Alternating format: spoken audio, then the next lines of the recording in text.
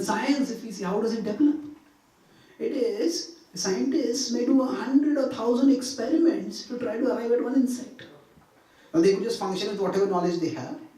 But, okay, I'm not getting any understanding by this. But I'll keep doing it. Why?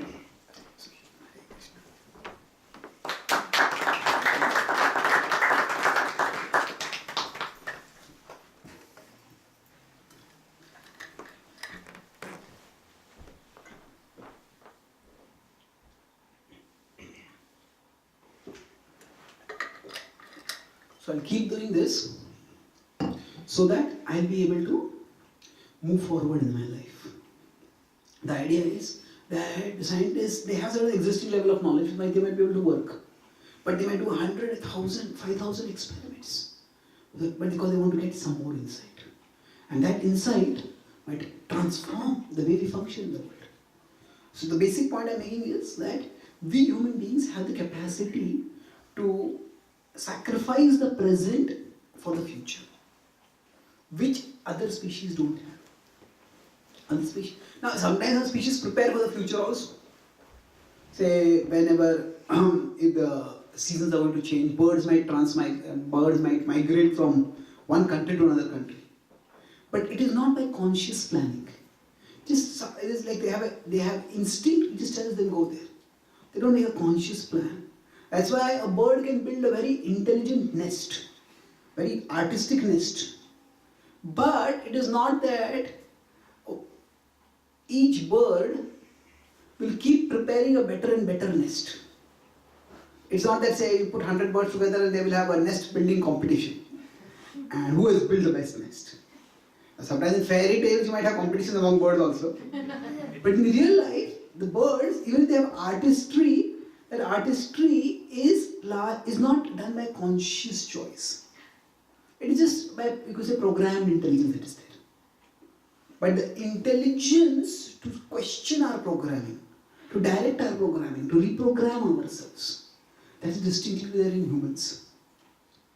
So because we have the conscience to choose right or wrong, that's how actually we can do more good than other species, and we can also do more bad than other species. We generally don't talk about animals as being evil.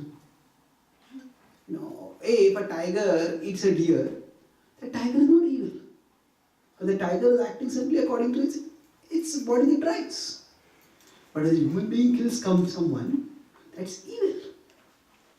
So when we will talk about the bad, the good and the best. So the bad is papa. The good is punya. And the best is bhakti. And how are these three related with our preceding discussion of impulses? So, impulse and intelligence. So when we human beings are simply impulsive, we soon degenerate towards papa. We start degenerate towards wrongdoing. You want to eat food, you just keep going, whatever tastes good, whatever tastes good. Then what happens is that we might just kill brutally. Now there we have organized slaughterhouses, which are horrible. I just was in Hawaii, and there's one devotee couple who were hosting me. So the devotee Mataji, she was from one of the Soviet Russia states. I think it was Byelorussia or one of those states. So she was telling that they were in that country, that their profession was they would cook and sell crabs. Now crabs are among the only animals in the world which are cooked alive. They are aquatics, and somehow it's said that if their body gets decomposed, a lot of germs and stuff come in and they become very sick. So actually you catch the crab and put it in hot water. You can see it suffering. And that was their profession.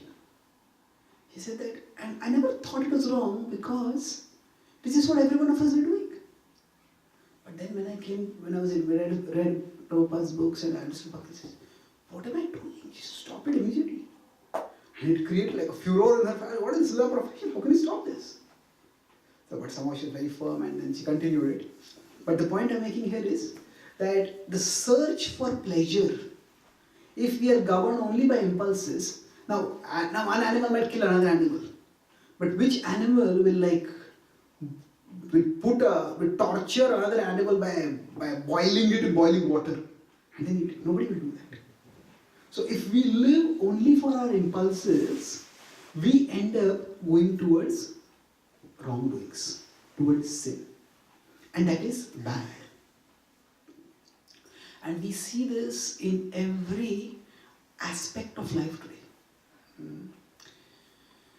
I just recently wrote an article about a documentary film, which my movie film motion picture just made on the issue of abortion. It's called Unplanned.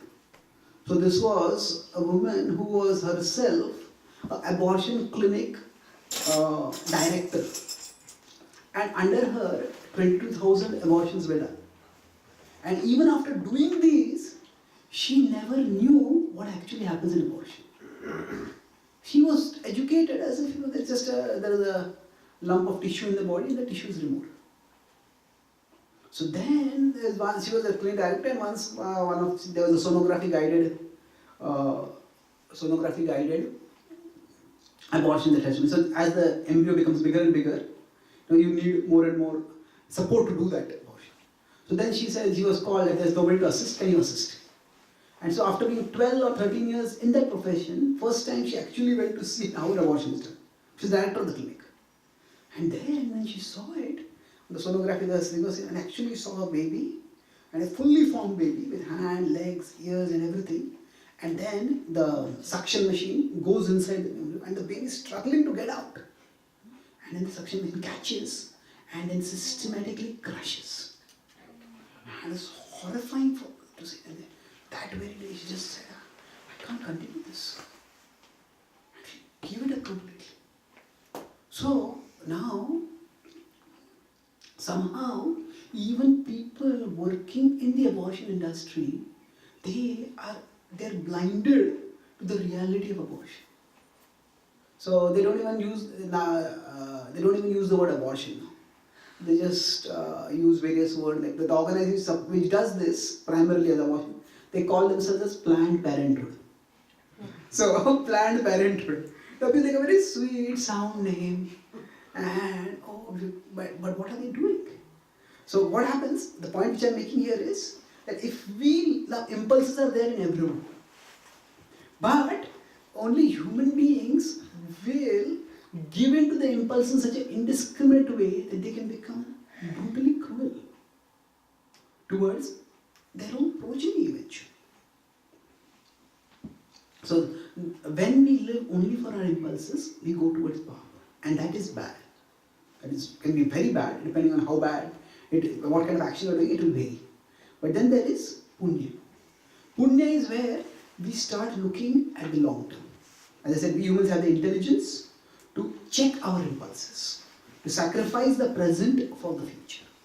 But the difference between punya and bhakti is primarily in terms of how long term we see. In terms of long term, there are 4 categories. There are 4 categories of living beings. We say there is Martya, there is Amara, there is Chiranjiva, and there is Nitya. So Martya is we human beings living on the earth. So we have a finite lifespan, maybe 100 years or so. That's Martya. Now as compared to us, those who live in Swarga, they live for a very long time, thousands and thousands of years. So they are called as Amara. But they are not literally eternal. But as compared to us, they live forever. So it's in a comparative sense, they are called Amara. The beyond Amara is Chiranjiva. So those who live for the lifespan of one universe, that is one lifetime of Brahma, which is an astronomical amount, that's Chiranjiva.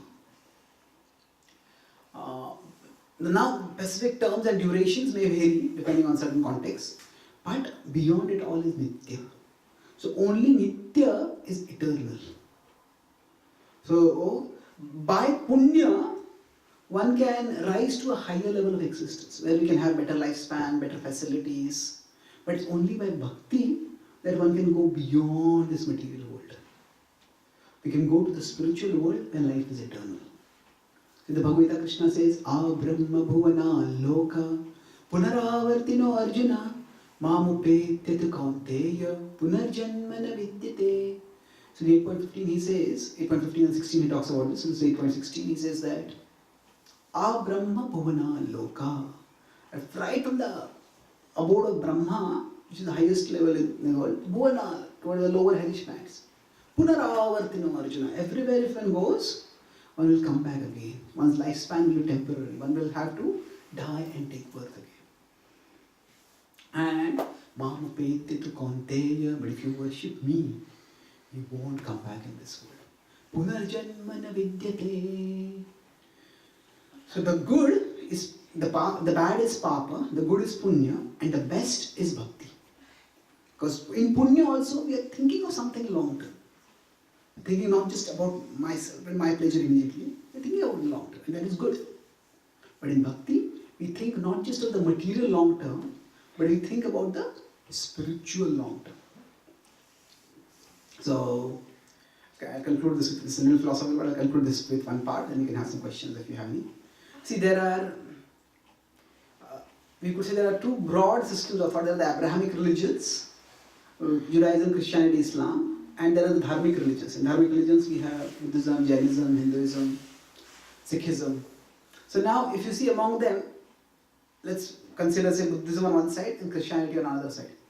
So Christianity, Islam and similarly, they have many similarities. So Christianity accepts the soul without reincarnation. And Buddhism accepts the reincarnation without the soul. So what happens now? That means Christians say, yeah, there is a soul, but they say that this life is the only life you have.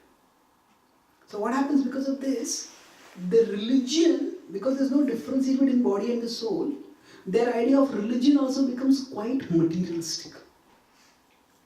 Materialistic means there are people who have the idea that, oh, if I go to heaven, I will enjoy life in heaven. So at least in Christianity, the idea of heaven is like an eternal family reunion. So your grandfather and your grandmother and